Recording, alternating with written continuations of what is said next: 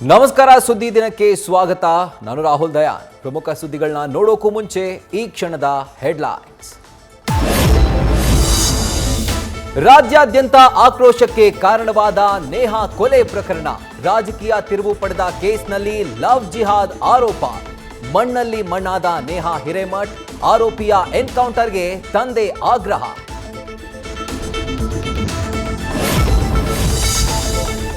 ದೇಶದಾದ್ಯಂತ ಮೊದಲ ಲೋಕಸಭೆ ಚುನಾವಣೆ ಅಧ್ಯಾಯ ಯಶಸ್ವಿಯಾಗಿ ಮುಕ್ತಾಯ. 21 ರಾಜ್ಯ ಹಾಗೂ ಕೇಂದ್ರಾಡಳಿತ ಪ್ರದೇಶಗಳ 102 ಕ್ಷೇತ್ರಗಳಲ್ಲಿ ಮತದಾನ. ರಜನಿಕಾಂತ್, ಅಣ್ಣಾಮಲೈ ಸೇರಿದಂತೆ ಘಟಾನುಘಟಿಗಳಿಂದಲೂ ವೋಟಿಂಗ್. ಕರ್ನಾಟಕಕ್ಕೆ ಮೋದಿ ಸರ್ಕಾರ ಕೊಟ್ಟ ಕೊಡುಗೆ ಚೊಂಬು.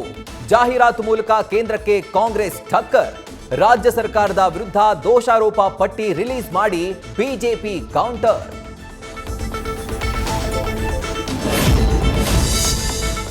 ಕರಡಿ ಸಂಗಣ್ಣ ಬೆನ್ನಲ್ಲೇ ಬಿಜೆಪಿ ತೊರೆದು ಕೈ ಹಿಡಿದ ಮಾಲಿಕಯ್ಯ ಗುತ್ತೇದಾರ್. ಸಿಎಂ ಸಿದ್ದರಾಮಯ್ಯ, ಡಿಕೆ ಸಮ್ಮುಖದಲ್ಲಿ ಕಾಂಗ್ರೆಸ್ ಸೇರಿದ ನಾಯಕರು.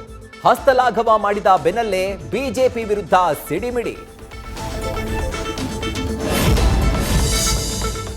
ದರ್ಶನ್ ಪ್ರಚಾರದ ಬಗ್ಗೆ ಮೌನ ಮುರಿದ ಮಂಡ್ಯ ಸಂಸದೆ.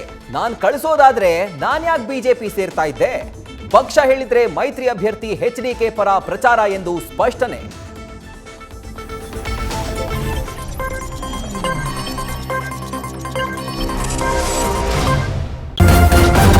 ನ್ಯೂಸ್ ಫಸ್ಟ್, ನಿರ್ಭೀತಿಯಿಂದ ನಿಮ್ಮ ಪರವಾಗಿ.